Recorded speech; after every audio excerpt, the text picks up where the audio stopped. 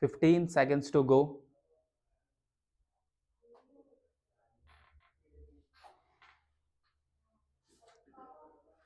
5 seconds to go. Sir, I should like to deal with some of the recommendations of the committee, particularly their observations in regard to closer coordination between the central government and the state governments. The question of making health a central subject was discussed in the country's Constituent Assembly, and the members did not accept the suggestion made at that time that health should not be made a central subject. It is primarily a state subject, but it is also in the concurrent list. But, sir, we feel that this was reflected this morning in the answers of the Minister of Health to a short notice question on cholera in Odisha, that there is not sufficient coordination between the central government and the state governments. Cholera has broken out in Odisha. The Odisha government has not asked for the help of the central government, and the central government on its own initiative has not offered any help to the Odisha government. That was brought out in the answers which she gave this morning. Sir, if we have to maintain a fairly high standard of health in our country, it is necessary that there should be a much closer contact between the state governments and the central government.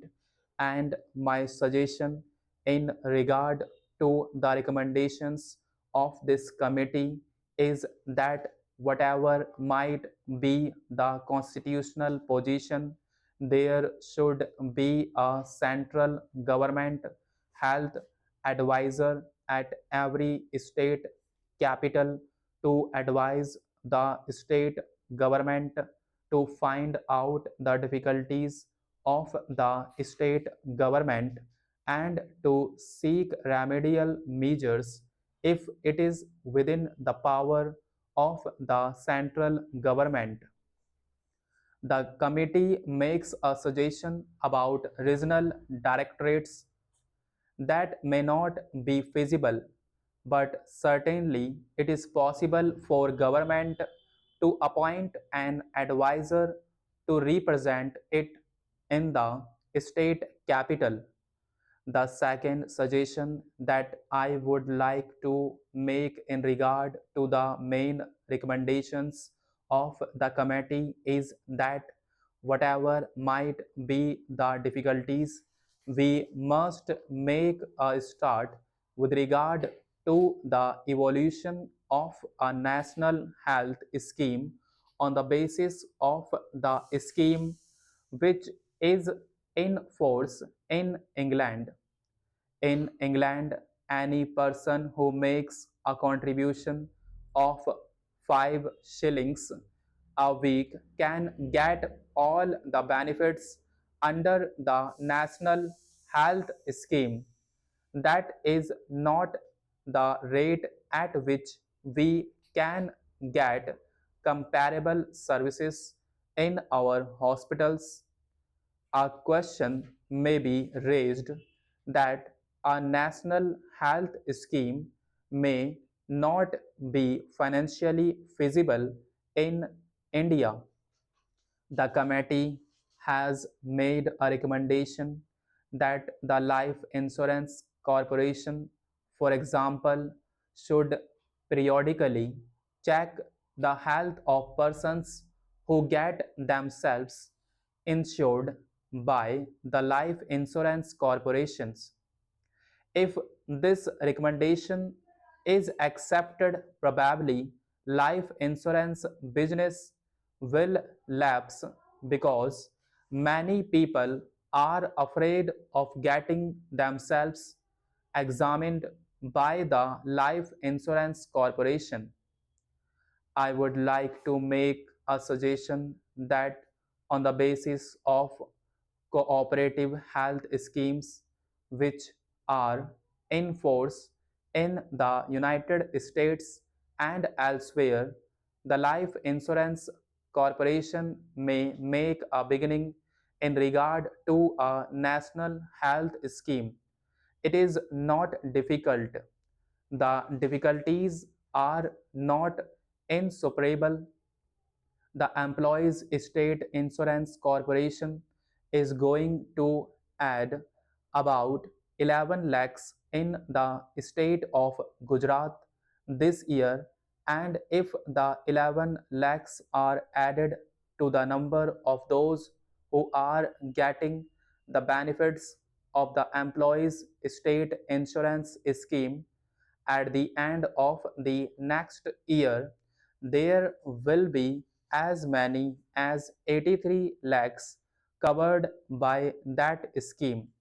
If that is possible under the Employees State Insurance Scheme, it is quite in order for one to make a suggestion that the Life Insurance Corporation should make a beginning in this direction. It may not be possible for the Life Insurance Corporation to cover the whole country, but a beginning can be made. I would like to refer also to the recommendation made by the committee in regard to the medium of instruction in the medical colleges. The committee has recommended that English should be the medium of instruction in medical colleges and English should be the medium of instruction for nurses also. I am not in agreement with the committee's recommendation that the nurses should be taught in English.